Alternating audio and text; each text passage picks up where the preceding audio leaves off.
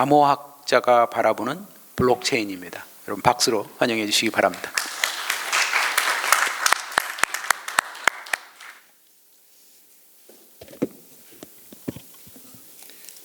네, 안녕하십니까. 소개받은 정보과학대학 신임교원 김효승입니다.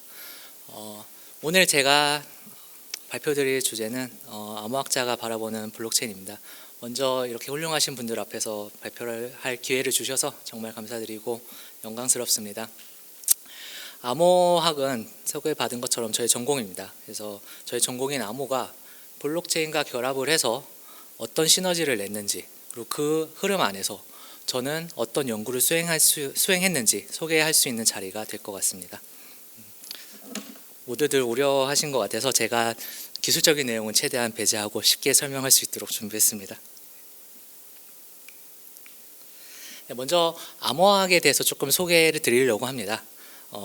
일단 암호학을 생각하실 때 단순하게 메시지를 가리고 찾아내는 암복화 알고리즘을 연구하는 학문이다 라고 생각하실 수 있습니다. 물론 틀린 말은 아닙니다. 초기에는 암호학은 그렇게 시작을 했습니다. 하지만 이제 우리가 디지털 세상에서 우리가 할 수 있는 일이 정말 다양해졌고, 그 속에서 정말 많은 이유로 데이터를 보호해야 하는 경우가 생겼습니다. 예를 들면 이제 제가 아닌 타인이 저인 것처럼 흉내를 내면 안 되고요. 그리고 제가 확인하지 않은 전자문서에 저의 서명이 들어가 있으면 안 될 것입니다. 이처럼 조금 현대 암호는 조금 더 넓은 의미로 정보보호의 의미를 가지는 목적으로 하는 방법론들을 두루하게 다루는 학문이라고 말씀드릴 수 있고요. 그 속에서 이제 아까 말씀드렸던 암복화 알고리즘뿐만 아니라 이제 뭐 인증이라던가 전자서명, 해시함수 등 정말 다양한 암호 기술들을 다루는 학문입니다. 이런 암호는 사실 수면 아래에서 그냥 묵묵하게 자기 할 일을 하고 있었습니다. 근데 가끔 가다 세상에 관심을 받는 일들이 일어납니다. 네, 안타깝게도 그런 일들은 보통 되게 부정적인 사건들입니다. 저희가 2020년까지는 공인인증서를 의무적으로 사용했어야 되는데, 그런 공인인증서 사용에 불편함이 너무 많아서 도대체 이 기술은 누가 개발을 했는지, 이 공인인증서는 누가 구현을 했는지 궁금해하시는 분들이 정말 많았습니다. 이런 식으로 관심을 받기도 하였고, 랜섬웨어가 유행을 하기 시작하면서 자신의 소중한 데이터가 이제 암호화된 상태로 공격을 받았고, 이 암호 알고리즘이 뭔지, 이걸 어떻게 풀어야 되는지 궁금해하는 관심도 받았었습니다. 조금 더 최신으로 넘어가자면 이제 양자 컴퓨터가 출현하고 기술이 무섭게 발전하면서 2030년쯤에는 기존의 보안 기술들이 모두 무력화될 수 있다라는, 어떻게 보면 거의 Y2K급 종말적인 예견이 나오기도 했습니다. 그리고 마지막으로 이제 제가 이어서 발표할 내용인 블록체인이라는 기술이 암호의 기술을 기반으로 설계가 되고 공개가 되면서 정말 다양한 관심을 갖게 되었습니다. 블록체인은 2009년도에 처음 등장한 기술입니다. 그리고 현재까지 정말 다양한 사건 사고를 일으키면서 지금은 그래도 많은 블록체인을 바라보는 시선들이 많이 성숙화되었습니다. 그럼에도 불구하고 약간 몇 가지 오해를 가지고 있는 부분이 적지 않게 있어서 제가 이 기회를 빌어서 블록체인에 대해서 조금 더 소개를 드리려고 합니다. 먼저 블록체인이 코인이다, 투기다 이런 단어하고 엮이면서 부정적인 시선으로 바라보게 된 가장 큰 원인은 이 블록체인을 구현한 첫 번째 기술인 비트코인이 가상화폐로 인식되었기 때문입니다. 그렇기 때문에 비트코인이 블록체인인 건 맞습니다. 하지만 모든 블록체인 기술이 비트코인이라고는 할 수 없습니다. 그래서 블록체인은 기술적으로 분산 데이터 저장소를 구현하는 기술입니다. 그래서 분산 원장이라고 하는 것을 이용을 해서 데이터를 공유할 수 있는 플랫폼의 역할을 한다라고 말씀드릴 수 있겠습니다. 이 분산 원장, 블록체인, 제가 조금 더 쉽게 말씀드리기 위해 보통은 전화번호부를 예로 많이 듭니다. 그런데 제가 그동안 이 전화번호부를 예로 설명을 할 때 학생들 앞에서 설명을 하면 학생들은 잘 이해를 못합니다. 학생들이 이 전화번호부를 본 적이 없기 때문이죠. 그래도 적어도 이 자리에서는 저는 전화번호부는 다들 한 번씩 받아보셨을 거라 생각하고 조금 더 쉽게 이야기할 수 있을 것 같습니다. 이 전화번호부 안에는 또 이렇게 세대주와 그 전화번호가 적혀 있고요. 동일한 내용이 담겨 있어서 각 세대로 배포가 됩니다. 그래서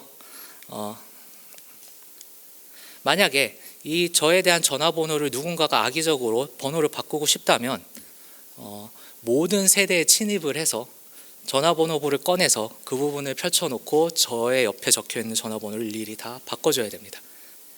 그렇기 때문에 분산 원장에 기록되어 있는 데이터를 바꾼다는 것은 사실상 불가능한, 실질적으로는 불가능합니다. 그리고 블록체인 관점에서 바라본다면 만약에 10월 달에 발행된 전화번호부 안에는 9월 달 전화번호부 내용이 압축돼서 들어가 있습니다. 그래서 만약에 9월 달 전화번호부 내용을 바꾸고 싶다면 9월 달 전화번호부뿐만 아니라 연결되어 있는 10월 달 전화번호부까지 같이 바꿔줘야 된다는 거죠. 그러니까 기술적으로 블록체인은 더 데이터를 바꾸기 어렵다는 겁니다. 체인으로 연결되어 있기 때문에. 그래서 이러한 블록체인은 크게 탈중앙화, 분산 원장으로 이루어져 있기 때문에 탈중앙화, 데이터 위변조가 현실적으로 불가능하기 때문에 신뢰성 있는 데이터를 가지고 있고, 그리고 그런 연결성 때문에 이 데이터 하나를 타겟으로 두면 추적을 할 수 있습니다. 이게 언제 최초 발생을 했는지, 어떤 식으로 정당하게 내용이 변경되는지 이런 내용들을 추적할 수 있기 때문에 바로 투명성까지 제공한다라고 얘기를 많이 합니다. 그래서 이런 블록체인은 사실 연합을 해서 협동 네트워크를 구축해야 조금 더 의미가 있고 장점을 가질 수가 있습니다. 그래서 그 연합 내에서 공유하는 데이터 저장소를 구축했다라고 생각해 주시면 됩니다. 그래서 공유된 데이터 저장소가 있기 때문에, 그리고 탈중앙화 성질 때문에 누군가 책임지지 않는 신뢰된 서버가 없기 때문에 조금 더 안전하고 비용을 절감하면서 관리를 할 수 있다, 이렇게 말씀드릴 수 있고, 그러한 공유된 데이터 저장소를 갖고 있기 때문에 높은 상호 운용성까지 가질 수 있다라고 말씀드릴 수 있을 것 같습니다. 이러한 잠재력을 이미 국내 기업들, 해외 기업들까지 다 알아보고 연합체를 이렇게 이루어서 각자의 서비스를 제공하기 위해 다양한 시도를 하고 있습니다. 그뿐만 아니라 이제 블록체인에 대한 이런 인식이 높아지고, 그리고 수요도 점점 여기저기 생기면서 이미 구축된 블록체인을 하나의 인프라로 제공하겠다라는 바스가 이미 상용화되어서 제공이 되고 있습니다. 그렇기 때문에 우리가 블록체인 저장소가 네트워크가 필요하다라고 했을 때 그걸 물리적으로 처음부터 끝까지 구현할 필요가 없고, 이렇게 바스를 이용한다면 우리가 필요한 기능만 가져와서 잘 구축된 블록체인을 사용할 수 있는 그런 실정입니다. 그래서 암호학자인 제가 바라보는 블록체인은 지금 보시는 이 그림처럼 영상기로 빗대어 설명드리고 싶습니다. 필름에 새겨져 있는 이 암호가 잘 사용되고 있음을 모두에게 보여주는 하나의 장치자 수단이 바로 블록체인이라고 저는 생각을 합니다. 앞서 보신 것처럼 이 암호는 보통은 부정적인 이슈로 많이 관심을 받았습니다. 피동적으로. 그런데 이제는 조금 더 능동적으로 이 암호가 우리 삶을 바꿀 수 있는 혁신적인 기술이 될 수 있음을 블록체인과 결합해서 보여줄 수 있는 하나의 기회라고 생각합니다.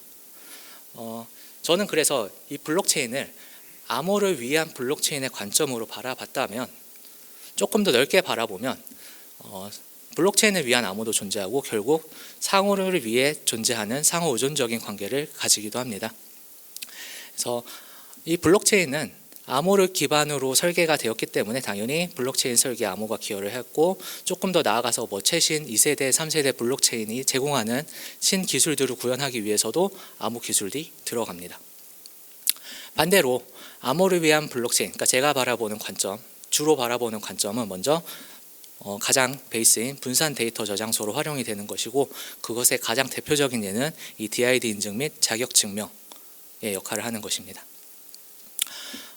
더 나아가서 기존의 암호 시스템이 가지고 있던 문제가 그동안 몇십 년 동안 해결되지 못한 오프 프로블럼이나 더 안전성을 높이는 그런 작업들이 블록체인을 도구로 하면 쉽게 해결할 수 있다는 연구들도 많이 진행되고 있습니다.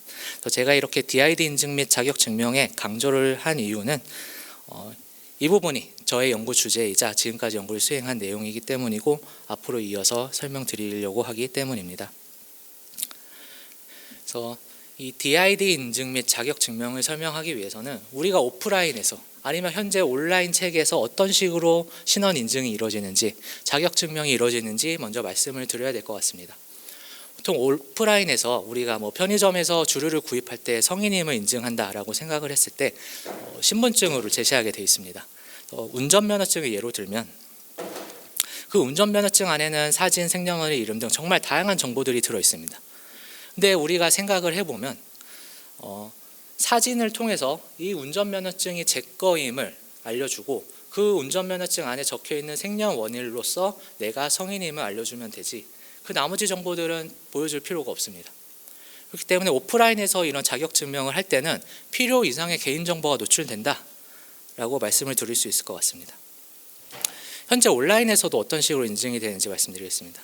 저희가 인증을 할 때 가장 쉽게 생각하면 로그인을 할 때 생각을 하면, 로그인하기 위해서는 먼저 그 서비스 프로바이더나 기관에게 가입을 해야 됩니다. 가입을 할 때 저의 개인정보나 신원을 등록하게 되어 있습니다. 그리고 필요에 따라서 각자 그 서버에 인증을 하게 됩니다. 요즘은 더 나아가서 이제 싱글 사인온 개념이 있어서 하나의 그런 싱글 사인온 제공자에게만 가입을 하고 그 연합체에게는 그냥 서비스 요청을 하면 알아서 서비스를 받을 수 있는 그런 체계도 있긴 합니다만, 이 두 가지 방법 다 가지고 있는 공통점은 나의 개인정보는 내가 가지지 않고 어떤 남이 그 중앙 서버가 가지고 있다는 것입니다. 내 정보는. 그렇기 때문에 그 서버가 타겟으로 만약에 공격을 받게 된다면 이제 단일 실패 지점이 발생하는 거죠. 서비스가 불가능하고 큰 문제가 일어나는 것입니다. 그리고 또한 내 정보를 남이 갖고 있게 되니까 그 정보의 누출에 대한 위협, 그 정보를 내 허가 없이 무단으로 사용하게 되는 위협들이 발생합니다. 그렇기 때문에 우리가 이제 조금 더 이상적인 인증 체계가 무엇이냐, 자격증명 체계가 무엇이냐라고 시나리오를 한번 생각해 볼 수 있습니다. 먼저 내 개인정보는 내가 관리할 수 있는 마이데이터 개념이 있어야 됩니다. 그리고 필요한 서비스에 따라서 필요한 정보들만 골라서 내가 나머지는 숨기고 노출하고 싶은 정보만 선택할 수 있는 그런 환경이 주어져야 될 것입니다.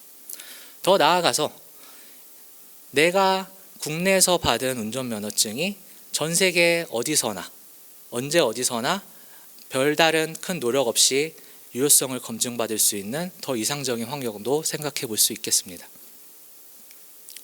그렇기 때문에 이러한 기능들이 필요하기 위해서는 프라이버시 보호 기능이 있어야 되고, 그리고 환경적으로도 아까 말씀드린 것처럼 데이터의 주권, 마이데이터의 개념이 확보가 돼야 되며, 이제 전 세계적으로 뭔가 공유하고 있는 데이터 저장소도 구축이 돼 있어야 될 것입니다.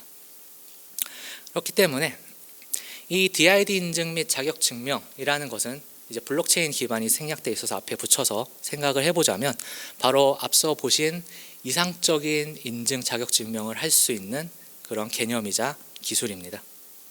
먼저 블록체인을 이용하기 때문에 블록체인이 글로벌 데이터 저장소로서 상호 운용성을 제공을 합니다. DID라는 것은 Decentralized Identifier의 약자입니다. 결국 이 DID도 사용자가 직접 생성을 해서 자기가 직접 관리를 합니다. 그렇기 때문에 데이터 주권이 DID 개념에서는 자동적으로 획득을 합니다.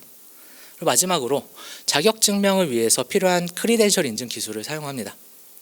근데 이 크리덴셜 인증 기술에는 또 특별하게 선택적 노출이라는 기능을 제공을 해서 아까 말씀드린 것처럼 내가 원하는 정보만 노출하고 숨겨져 있는 것은 정확하게 그 데이터를 드러나지 않지만 어떤 그 숨겨진 정보가 특정 조건을 만족한다는 그런 사실도 증명을 할 수 있습니다. 예를 들면 나의 소득을 알려주지 않고 내가 어떤 지원금을 받을 수 있는 구간에 속한다, 이런 것도 증명이 가능하다는 것이죠. 그래서 시스템의 흐름을 설명을 드리자면, 말씀드린 이 사용자는 자기의 데이터를 자기가 관리를 합니다. 그래서 자격증이 필요할 때마다 그 자격증을 담당하는 기관으로부터 내가 이런 개인정보를 가지고 있고 거기에 대한 유효성을 검증받아 자격증을 발급받습니다. Verifiable Credential이라고 하는데요. 여기서 예시로 드는 건 학교에서 발급받은 학위증명서라고 생각해 주셔도 될 것 같습니다. 그래서 이렇게 학위증명서뿐만 아니라 경찰에서는 범죄 이력서도 제공받을 수 있을 것이고요. 그런 것들을 잘 모아서 내가 필요한 서비스를 받을 때 요구되는 정보들만 골라서 이렇게 노출하고 가리고 싶은 것은 가려서 이제 프레젠트하게 됩니다. 베리파이버 프레젠트가 가능하고 그것이 블록체인을 통해서 전 세계 언제 어디서나 시공간의 제약 없이 검증이 이루어진 다음에 그 서비스를 받을 수 있는 그런 흐름을 가지고 있습니다. 이 기술은 이론적으로 머물러 있는 기술이 아닙니다. 실제 이제 월드와이드웹 컨소시엄 W3C라고 부르는 이제 컨소시엄에서 주도로 이미 DID 모델 아까 보셨던 크리덴셜들 규격들이 다 표준화가 되어 있고 계속 업데이트도 되고 있습니다. 뿐만 아니라 이제 리눅스 재단의 하이퍼레처 프로젝트나 마이크로소프트 주도로 이루어진 이제 DIF 그룹 같은 경우에서는 오픈 소스도 구현을 하고 있고 그 오픈 소스뿐만 아니라 자체적인 표준화도 계속 진행이 되고 있습니다.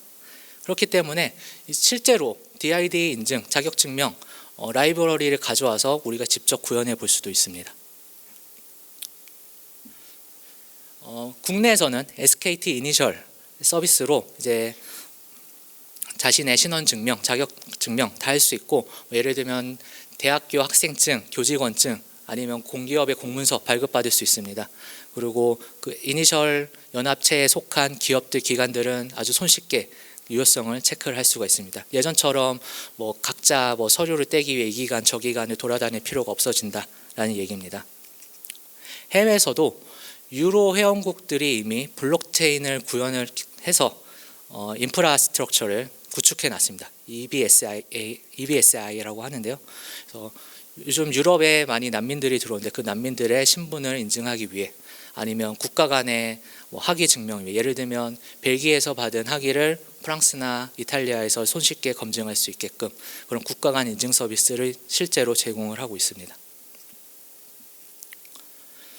그렇다면 이렇게 표준화가 이미 진행이 되었고 실제 상용화 서비스도 있는 상태에서 굳이 연구를 계속해야 되는지 의문을 가지실 수가 있습니다. 근데 저는 그 답을 약간 오래됐지만 그 스노든의 기밀폭로 사건으로부터 답을 말씀드리고 싶습니다.